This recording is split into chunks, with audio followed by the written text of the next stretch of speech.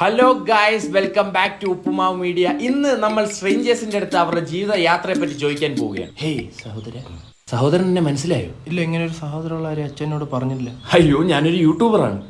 താങ്കൾ ജീവിതത്തിൽ എന്ത് നേടി? കുറെ ഊക്ക് നേടി. എന്നാ ഇതിലോട്ട് പറ.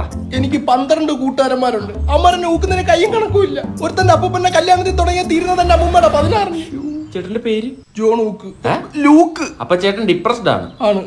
പക്ഷെ ഞാൻ ജർമ്മനിക്ക് പോകാൻ പോകും. എന്തിന്? അവിടുത്തുള്ള ഒരു ഊക്കാൻ, അതാകുമ്പോ അവര് തിരിച്ചു വെക്കൂലല്ലോ. അതിന് ചേട്ടന് ജർമ്മൻ അറിയോ? എടാ, അതിനല്ലേ തിരുവനന്തപുരത്തുള്ള ബ്രോഡ്വേസ് ഇന്റർനാഷണൽ പ്രൈവറ്റ് ലിമിറ്റഡ്. അവർ കുറഞ്ഞ ചെലവിൽ ജർമ്മൻ ഭാഷ ഓൺലൈനായിട്ടും ഓഫ്ലൈനായിട്ടും പഠിപ്പിച്ചു തരും.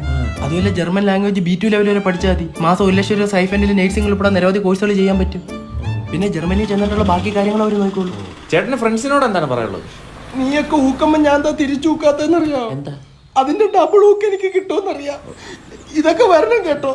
നമുക്ക് അടുത്ത ആളിലോട്ട് പോവാം. ഇപ്പോഴത്തെ യുവതലമുറയുടെ അപ്പൂപ്പൻ എന്താണ് പറയുന്നത്? വളരെ മോശം അഭിപ്രായം. എന്താ?